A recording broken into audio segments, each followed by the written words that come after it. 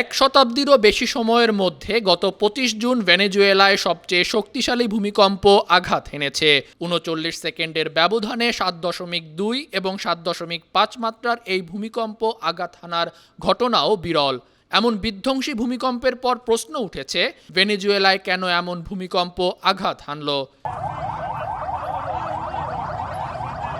ভূপ্রকৃতিগতভাবে Venezuela Caribbean ও দক্ষিণ American tectonic প্লেটের সীমানা বরাবর অবস্থিত হওয়ায় দেশটিতে ধ্বংসাত্মক ভূমিকম্পের দীর্ঘ ইতিহাস রয়েছে। এর মধ্যে রয়েছে একটি সাবডাকশন জোন বা অধোগমন অঞ্চল, যেখানে ককস প্লেটটি ক্যারিবীয় প্লেটের নিচে তলিয়ে যায়। সাবডাকশন জোন হলো দুটি টেকটনিক প্লেটের মধ্যবর্তী এমন একটি সীমানা যার মাধ্যমে একটি প্লেট অন্যটির নিচে পৃথিবীর অভ্যন্তরে তলিয়ে যেতে পারে।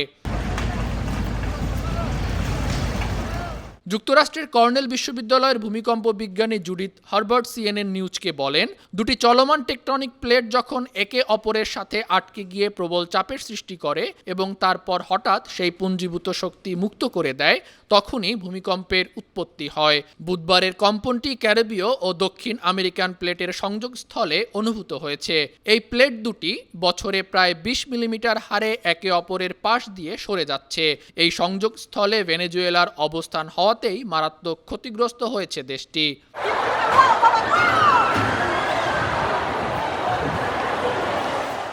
উত্তর ভেনেজুয়েলায় প্রায়শই বড় ও ধ্বংসাত্মক ভূমিকম্প হয়ে থাকে, তবে গত এক শতাব্দীতে এই অঞ্চলে ৬ বা তার বেশি মাত্রার মাত্র ৭টি ভূমিকম্প রেকর্ড করা হয়েছে।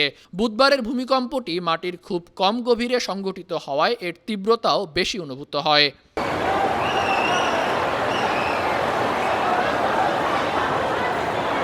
গত বৃহস্পতিবার এই একই মাত্রার ভূমিকম্প জাপানে আঘাত হানলেও ভেনেজুয়েলায় এত বেশি ক্ষয়ক্ষতির কারণ হিসেবে বিশেষজ্ঞরা বলছেন, মধ্য আমেরিকার বিপুল সংখ্যক মানুষ এমন সব বসতি কিংবা পুরনো ও দুর্বল কাঠামোর বাড়িতে বসবাস করেন যা শক্তিশালী কম্পন সহ্য করার উপযোগী নয়। সর্বশেষ তথ্য অনুযায়ী ভেনেজুয়েলায় ভূমিকম্পে ২৩৫ জন নিহতের খবর পাওয়া গেছে।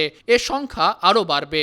ভূমিকম্প ঠেকানো সম্ভব নয়, কিন্তু পরিকল্পিত ভবন নির্মাণ করলে যে ক্ষয়ক্ষতি এড়ানো সম্ভব সেটি জাপান ইতোমধ্যেই দেখিয়েছে। News desk, burn TV.